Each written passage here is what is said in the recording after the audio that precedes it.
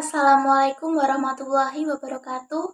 Perkenalkan, saya Deni Nurlindia, NIM 1860304231028 dari kelas KPI 3D.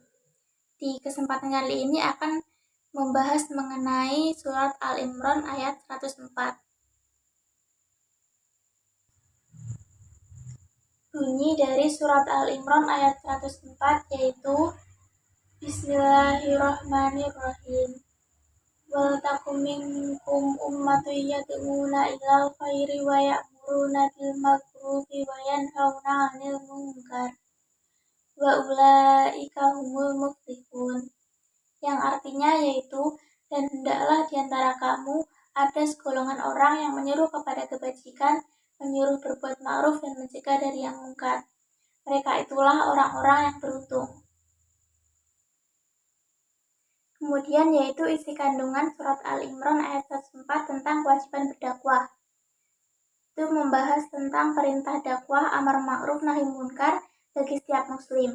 Maksudnya yaitu memerintahkan perkara ma'ruf berarti menyerukan segala hal yang sesuai dengan ajaran Islam. Lalu mencegah dari yang mungkar berarti mencegah dari segala perbuatan yang bertentangan dengan ajaran Islam. Al-khair adalah segala bentuk kebaikan yang dilakukan untuk mendapatkan ridho Allah dan menghindari murkanya. Sebaliknya, al-munkar adalah semua perbuatan maksiat yang berdampak negatif pada orang lain. Dalam surat Al-Imran ayat 104, umat Islam disebut sebagai khairu ummah atau umat yang utama. Hal ini karena mereka selalu menjalankan amar ma'ruf nahi munkar, yaitu mengajak kepada kebaikan dan mencegah dari kemungkaran. Umat Islam juga diperintahkan untuk menjauhi kelompok-kelompok yang membawa dampak buruk bagi Islam, karena kelompok seperti ini dibenci dan dilaknat oleh Allah dan Rasul-Nya. Dakwah sendiri merupakan ajakan kepada manusia untuk selalu beriman dan beramal saleh. Pada dasarnya, amar ma'ruf nahi munkar menjadi salah satu upaya untuk menegakkan agama dan kemaslahatan di tengah masyarakat Islam. Pelaksanaan amar ma'ruf nahi munkar dilakukan sebagai bentuk mengantisipasi atau sebagai langkah preventif untuk menghilangkan kemungkaran. Ayat ini juga mengajarkan pentingnya memiliki sebuah kelompok atau komunitas di antara umat yang memiliki misi khusus untuk mengajak kepada kebaikan dan mencegah dari kemungkaran. Kelompok yang dimaksud itu bisa beragam bentuknya, misalnya organisasi keagamaan, lembaga dakwah, hingga komunitas sosial yang bergerak dalam bidang pendidikan atau amal. Ayat ini juga tentang jalan menuju keberuntungan atau kesuksesan di dunia dan akhirat. Orang-orang yang aktif mengajak kepada kebaikan dan mencegah dari kemungkaran dijanjikan akan menjadi orang yang beruntung atau sukses. Keberuntungan ini merujuk kepada kesuksesan baik di dunia maupun di akhirat.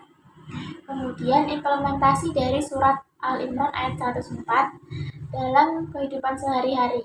Yang pertama yaitu menjaga lisan dan mengajak orang lain di sekitar kepada kebaikan.